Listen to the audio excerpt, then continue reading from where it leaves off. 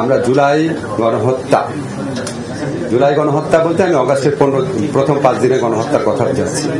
এটার জন্য দায়ী যে ব্যক্তিবর্গ আছেন উনাদের বিচারের জন্য আন্তর্জাতিক অপরাধ ট্রাইব্যুনালে উনাদের বিচারের জন্য আমরা ইতিমধ্যে একটা ছোটখাটো গবেষণার মতো করে দেখেছি এই আইনের অধীনে এই হত্যাকাণ্ডের সাথে জড়িত ব্যক্তিরা এবং যারা আদেশ দিয়েছেন বিভিন্নভাবে সহযোগিতা করেছেন তাদের সকলকে বিচারের আওতায় আনা সম্ভব। আর এই ইনভেস্টিগেশনের ক্ষেত্রে এটা আমরা জাতিসংঘের তত্ত্বাবধানে করার চেষ্টা করছি। জাতিসংঘ থেকে আমাদের বারবার সহযোগিতার আশ্বাস দেওয়া হয়েছে।